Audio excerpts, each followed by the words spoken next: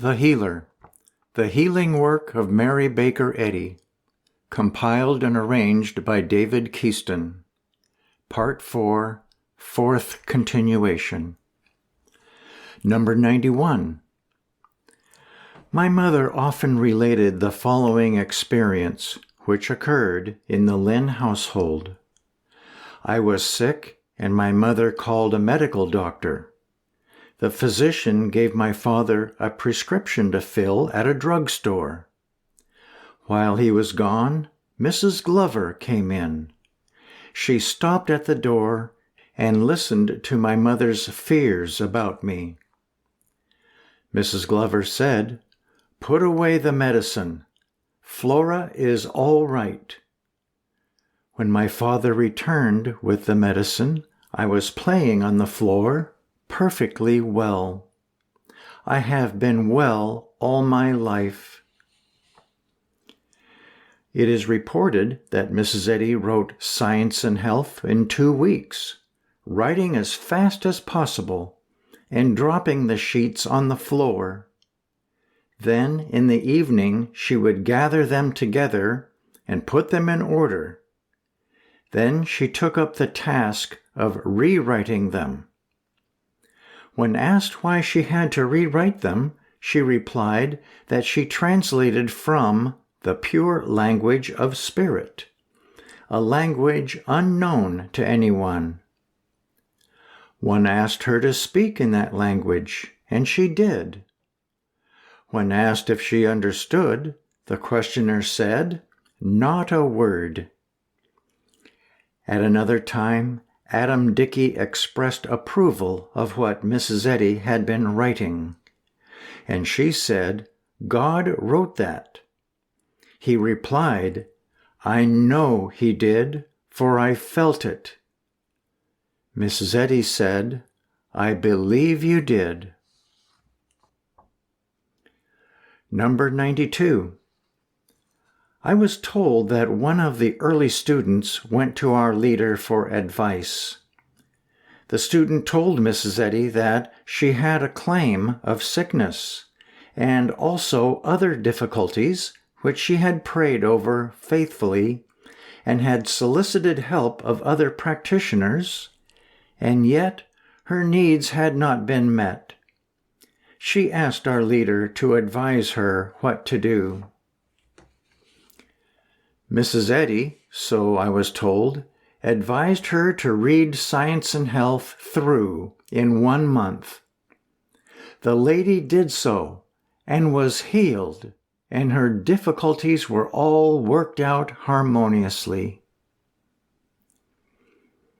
Number 93. In early 1876, a dinner guest of Mrs. Glover's, Mrs. Eddy's married name at the time, was the recipient of a healing and was later to be the instrument in bringing together Mrs. Glover with her future husband. Mrs. Godfrey of Chelsea, Massachusetts, was summoned to Mrs. Glover's house at the request of her nephew, William Nash. Mr. Nash's wife and baby were both ill, and he wished his aunt to come to help him. Mrs. Godfrey, along with her young daughter, were at dinner with Mrs. Glover. Mrs. Glover had meals with her tenants, when she noticed the bandaged finger of the genial woman. Upon inquiry, Mrs. Godfrey explained that she had run a needle deep into her finger, and that the doctors told her that should she not amputate the finger, she would lose her entire arm. She refused to consider such actions. The next morning, Mrs. Godfrey ran into the adjoining room, exclaiming to her nephew, "William, look at my hand." The finger, appearing almost normal, elicited a remark from William that it was the result of Mrs. Glover's work. Mrs. Godfrey turned to Mrs. Glover as her only physician. Number 94. Shortly afterwards, on a Sunday in March of 1876, Mrs. Godfrey invited Asa Eddy to come visit and have dinner at their home, and it was at this gathering that Mrs. Glover came to meet her future husband. Mrs. Glover was to heal Mr. Eddy of a complaint, and after his second visit he was so well improved that he enrolled to take her class of instruction in healing. Number 95. The first encouragement Mrs. Eddy received after issuing the first edition of Science and Health was from A. Bronson Alcott, the writer, who called to see her and said, "I have faith in you." His comment on Science and Health was that it has the seal of inspiration, gives the facts of immortality, and reaffirms the Christian revelations. She afterwards healed him from a severe form of rheumatism which had confined him to his chair. From Matthew, "For verily I say unto you, that many prophets and righteous men have desired to see those things which ye see, and have not seen them, and to hear those things which ye hear, and have not heard them." Number 96. A carpenter came to our house for some reason, who had his arm in a sling. Father asked him what the trouble was, and he said that he had strained the ligaments and paralysis had set in. The arm was partly withered, and all the physicians said that it would continue to wither.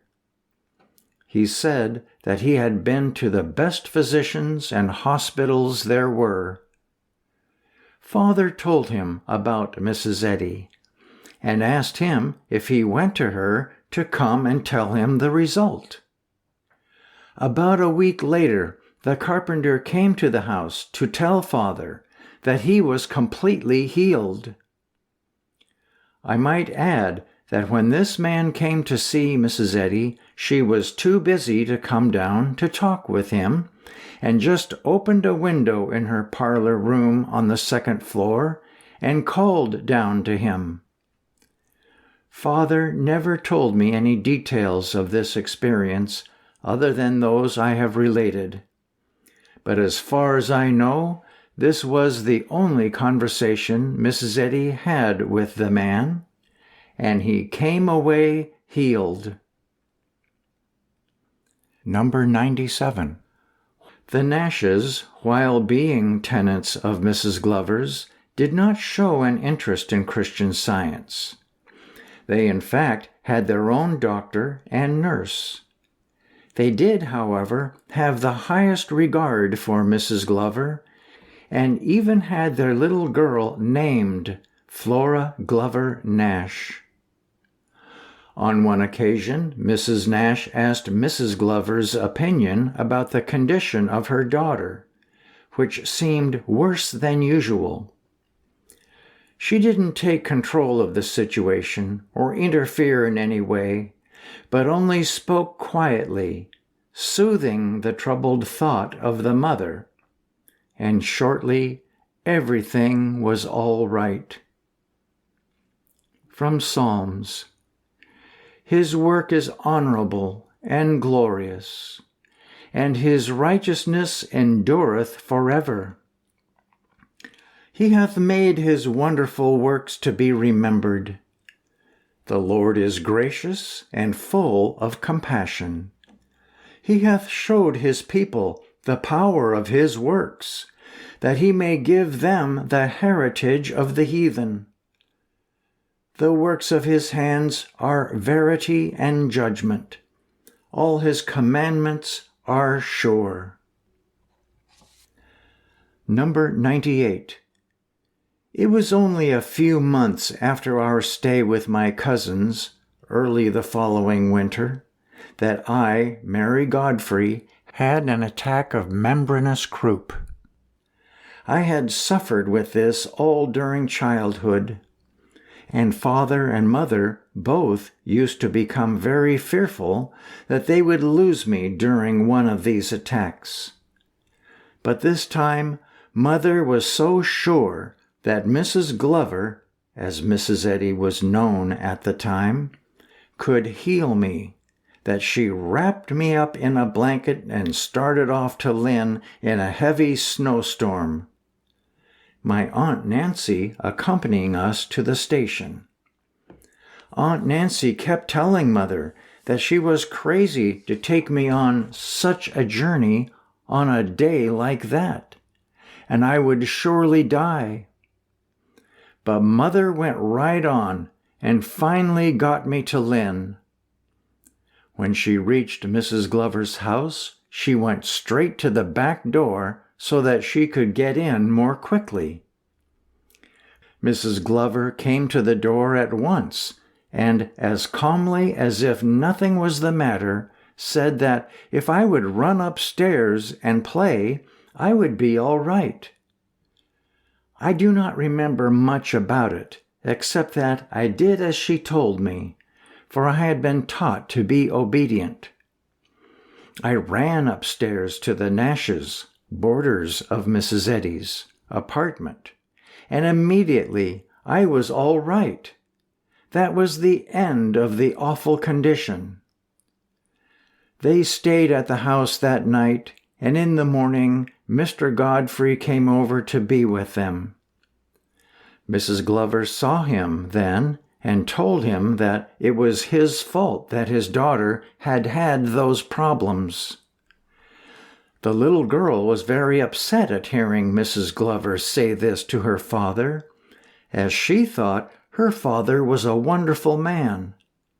Of course, she did not then understand what Mrs. Glover meant, and possibly her father did not either. Mrs. Eddy was alluding that the fear of the parent thought about the child is frequently the cause of the physical problem in the child. Number 99. According to the reminiscence of Alice Swayze Wool, another example of Mrs. Eddy's healing work was accomplished in the following manner.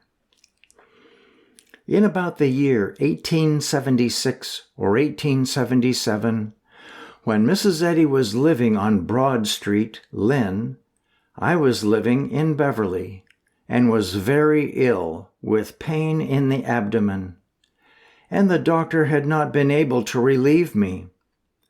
Someone proposed that I go to Lynn to see the medium who healed without medicine. So I went to Lynn to see her.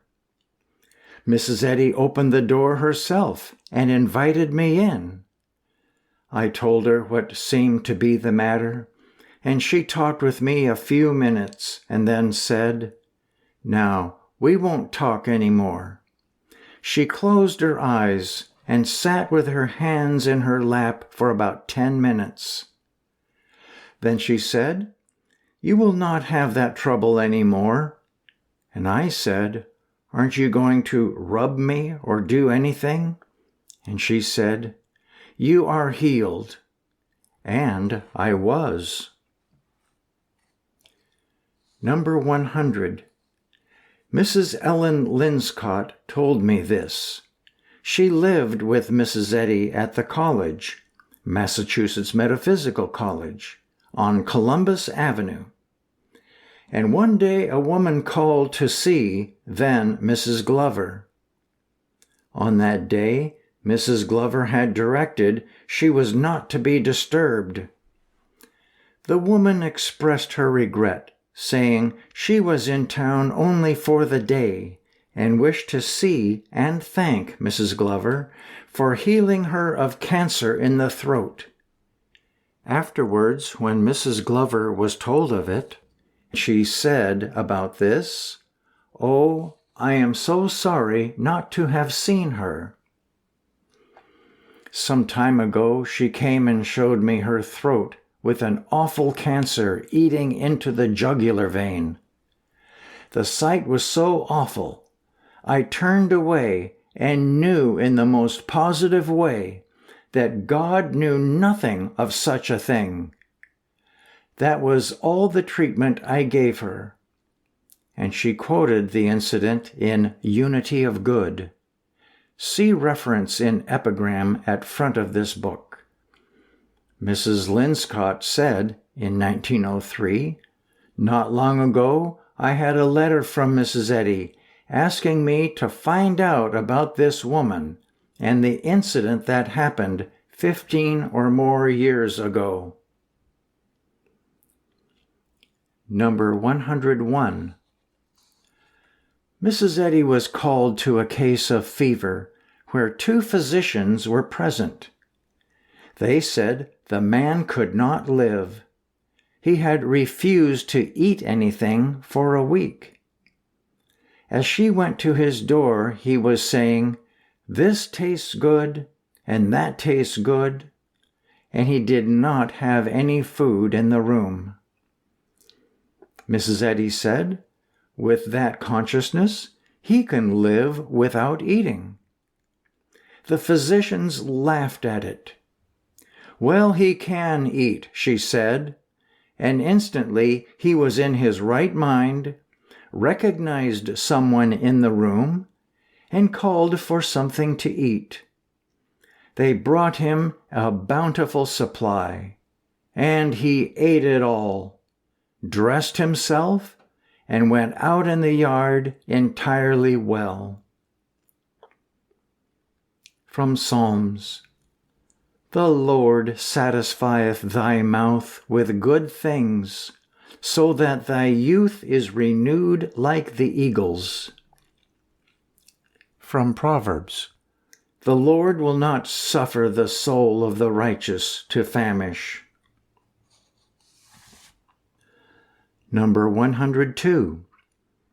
In January of 1877, there appeared an article in the Ipswich Chronicle titled Metaphysical Science by Mrs. Eddy.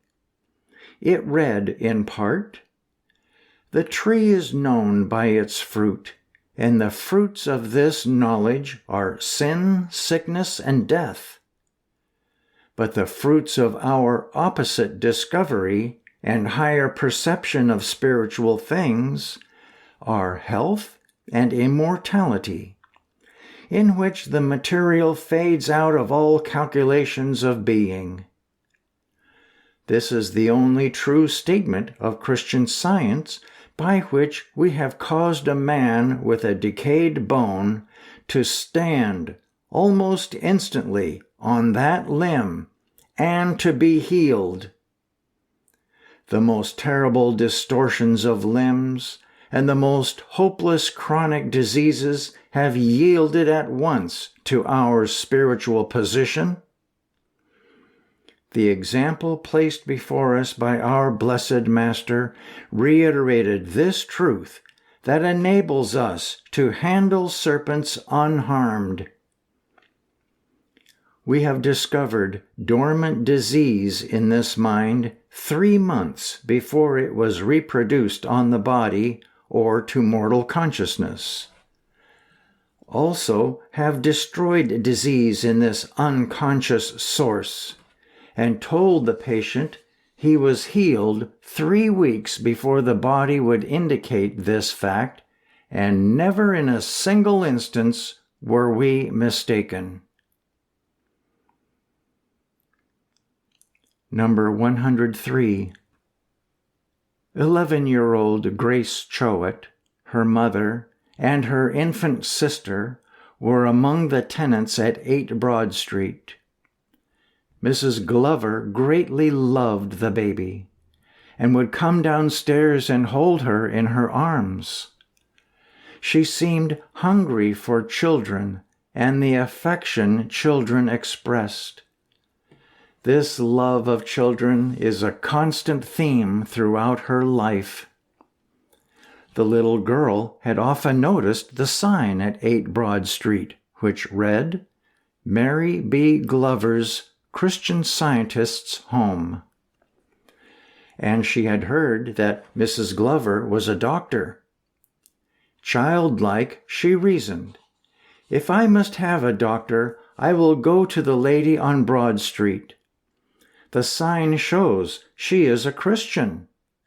And a Christian, even if she is a doctor, wouldn't hurt a little girl." So off she took herself to a room with the crimson carpet and the gilt cornices, where a pleasant-faced lady chatted with her a minute or two, closed her eyes for a few more minutes, then took her hand and said, "If you are not better tomorrow, come see me again."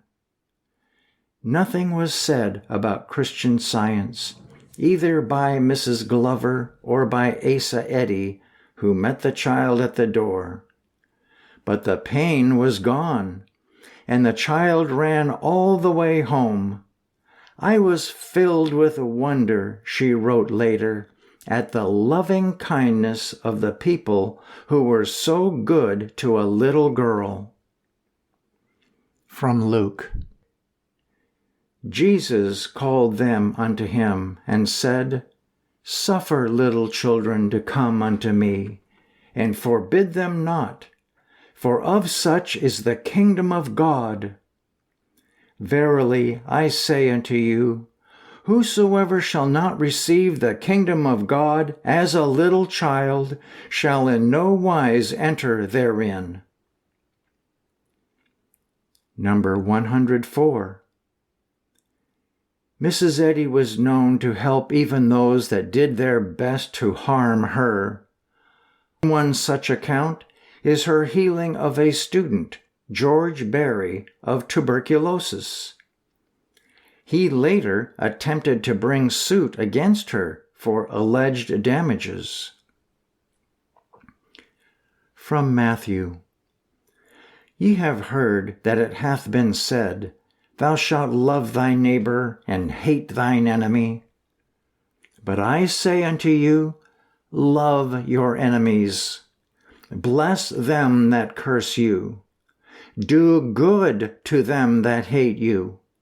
And pray for them which despitefully use you and persecute you, that ye may be the children of your Father which is in heaven. Number 105. Another instance where Mrs. Eddy had to rise above the attacks of former students was recounted in the Choate Reminiscences. The following makes reference to a fabricated suit against her husband for murder. Something of what the episode cost her is suggested in an incident recorded by Clara Choate. Mrs. Eddy had just returned to Lynn from all day in the courtroom in Boston, obviously ill.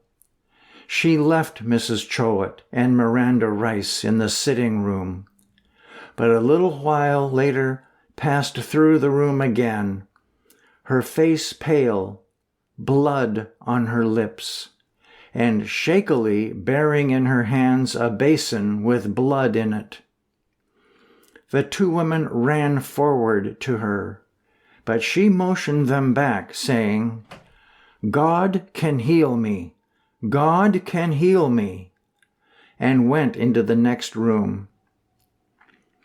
Later, she came out again with what Mrs. Choate characteristically described as a sweet, fearless smile, an awe-inspiring countenance. "I knew God would heal me," she told them, "and He has. Now, dear," to Mrs. Choate, "go home, be happy, for all is well, and we can trust God." From Isaiah. The people that walked in darkness have seen a great light. They that dwell in the land of the shadow of death, upon them hath the light shined. Number 106. Twice during my childhood, I was instantly healed through the tender ministrations of our precious leader from what the physicians would have regarded as hopeless physical conditions. From babyhood, I had been an extremely delicate child, with 3 generations of serious lung trouble as a background on my father's side. On one occasion, previous to going east with my mother, I developed a severe cold which left me with a deep, hollow-sounding cough. As soon as Mrs. Eddy heard the cough, she quickly detected the seriousness of the condition and gave me one treatment, which was all I needed to eradicate completely every vestige of the lung difficulty. The rasping cough ceased at once, and not only did this distressing condition yield, but the whole mortal law which lay back of the trouble was broken. And through the years that followed, I have rejoiced in complete freedom from any return of this so-called family inheritance. Number 107. Confirmations of Mrs. Eddy's grand love for all was exemplified in the healings manifested during her preaching. One account of this appears in Retrospection and Introspection. Our last vestry meeting was made memorable by eloquent addresses from persons who feelingly testified to having been healed through my preaching. Among other diseases cured, they specified cancers. The cases described had been treated and given over by the physicians of the popular schools of medicine. But I had not heard of these cases till the persons who divulged their secret joy were healed. A prominent churchman agreeably informed the congregation that many others present had been healed under my preaching, but were too timid to testify in public. One memorable Sunday afternoon, a soprano, clear, strong, sympathetic, floating up from the pews, caught my ear. When the meeting was over, 2 ladies pushing their way through the crowd reached the platform. With tears of joy flooding her eyes, for she was a mother, one of them said, "Did you hear my daughter sing? Why, she has not sung before since she left the choir and was in consumption. When she entered this church 1 hour ago, she could not speak a loud word. And now, oh, thank God, she is healed." It was not an uncommon occurrence in my own church for the sick to be healed by my sermon. Many pale cripples went into the church leaning on crutches, who went out carrying them on their shoulders. And these signs shall follow them that believe. From Science and Health. Our Master taught no mere theory, doctrine, or belief. It was the divine principle of all real being which he taught and practiced. His proof of Christianity was no form or system of religion and worship, but Christian science, working out the harmony of life and love. Jesus sent a message to John the Baptist, which was intended to prove beyond a question that the Christ had come. "Go your way, and tell John what things ye have seen and heard, how that the blind see, the lame walk, the lepers are cleansed, the deaf hear, the dead are raised, to the poor the gospel is preached." In other words, tell John what the demonstration of divine power is, and he will at once perceive that God is the power in the messianic work. Number 108. One of Boston's early practitioners told me that a number of years ago he went to Lynn with several people who had come to the annual meeting. He was pointing out to one Westerner a very old house, when an elderly gentleman passing offered to show them a much older house. This man, a Mr. Green, in the course of conversation asked if they had come on to the annual meeting, and being answered in the affirmative, told them the following story. Years before in Lynn, Mrs. Eddy called at his house looking for a room.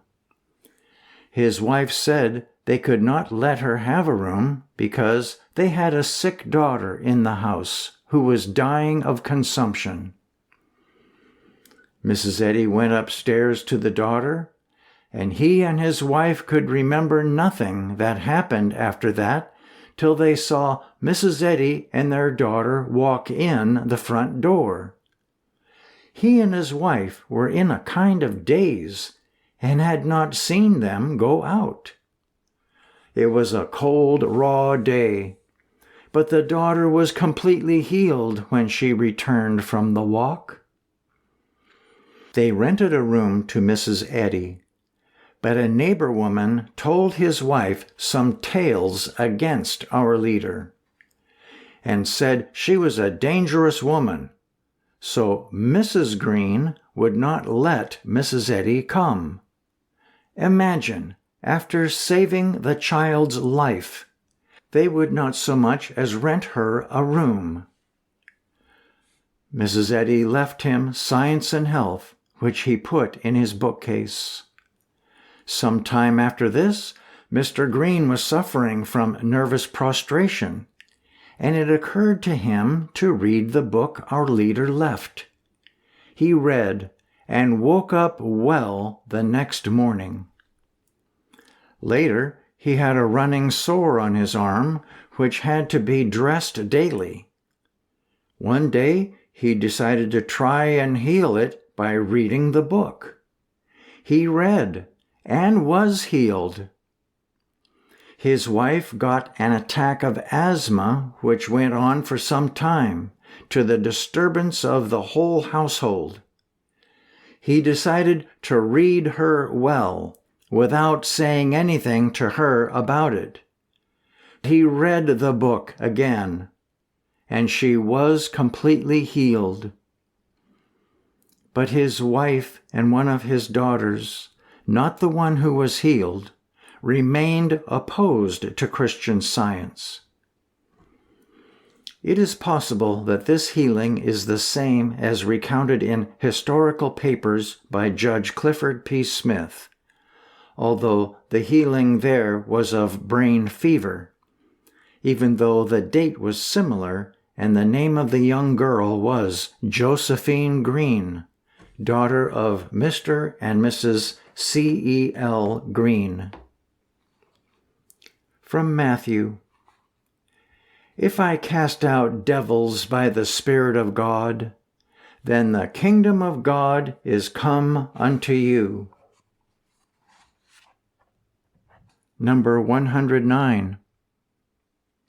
In a reminiscence related by Calvin A. Fry, C.S.D., Mrs. Eddy's secretary for 28 continuous years, one can see the power she commanded when she relied totally on God. During my first preaching in Boston, I, Mrs. Eddy, had this experience. K., Richard Kennedy, one of her first students who later turned on her in a relentless barrage of attacks, influenced young men to go to church where I preached, Dr. Williams' Church, corner of Shawmut Avenue and Madison Street, Baptist Tabernacle, and disturb the service. As soon as service had well begun, they, having taken seats in front, would get up one at a time and go out of church just to disturb the meeting. Finally, Dr. Williams, seeing their intention, placed himself inside the door. And when they began to go out, he rose and locked the door and ordered them to their seats, threatening them with arrest for disturbing the services. After that stopped, one day as I was preaching, a stone came crashing through the glass and fell at my side, upon which a venerable gentleman arose and implored me not to attempt to go on with the service. I replied that I feared no harm, and called upon them to stand still and see the salvation of God. Then, of a sudden, a heavy thunderbolt burst, which shook the house, and members of the audience say that they saw the lightning playing all around me. At the same time, my voice was heard above it all, saying, "He uttered his voice. The earth melted." Psalms 46, verse 6. During this time, there were no clouds to be seen in the sky. We were never more troubled with any attempts to thus disturb the meetings. From Luke. The days will come when ye shall desire to see one of the days of the Son of Man, and ye shall not see it. And they shall say to you, See here, or see there. Go not after them, nor follow them. For as the lightning that lighteneth out of the one part under heaven, shineth unto the other part under heaven, so shall also the Son of Man be in his day. But first must he suffer many things, and be rejected of this generation.